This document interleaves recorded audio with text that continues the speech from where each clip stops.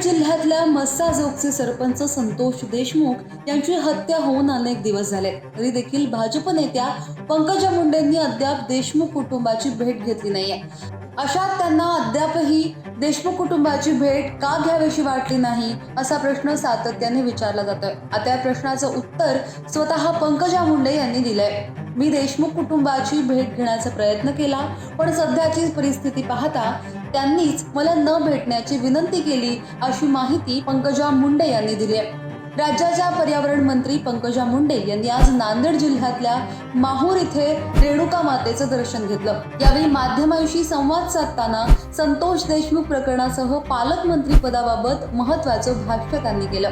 त्या म्हणाल्या की मी देशमुख कुटुंबाची भेट घेण्याचा प्रयत्न केला, पण त्यांनीच मला विनंती केली की परिस्थिती पाहता तुम्ही येऊ नका, त्यांची परवानगी घेऊन जाईन, असं मी याआधीच जाहीर केलंय.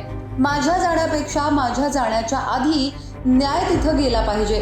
मी तिथे जाऊन संवेदना व्यक्त करणं हा माझा वैयक्तिक विषय, त्याचं जगासमोर प्रकटीकरण करण्याची आवश्यकता नाही.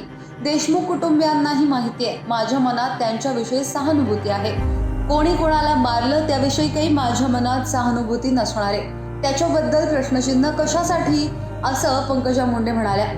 पंकजा मुंडे यांना पालकमंत्री पदाबद्दल देखील प्रश्न विचारला गेला, तेव्हा त्या म्हणाल्या की मी कुठलीही चॉईस देण्याचं कारण नाही.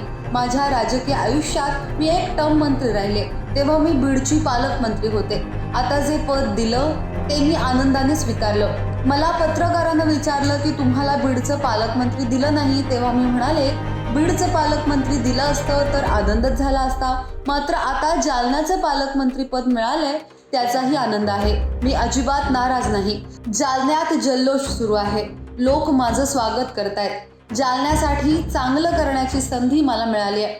पुढे मुंडे बहीण भावाला बीडचं पालकमंत्री पद दिलं नाही, यामागे षडयंत्र आहे का, असं विचारलं गेलं, तेव्हा पंकजा मुंडे म्हणाल्या की मी असं काही मानत नाही. एकूणच पुढची परिस्थिती पाहता पालकमंत्री पद अजितदादांनी घ्यावं, असं मी फार पूर्वी म्हणाले होते.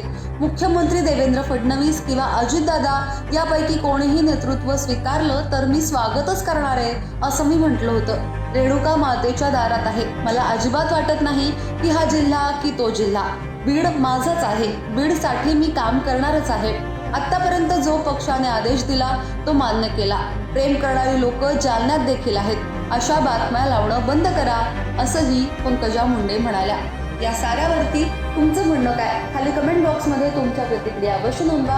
आतापर्यंत लोकमत सबस्क्राईब केलं नसेल, फॉलो केलं नसेल तर लगेच सबस्क्राईब करा, फॉलो करा आणि पाहत रहा लोकमत. धन्यवाद.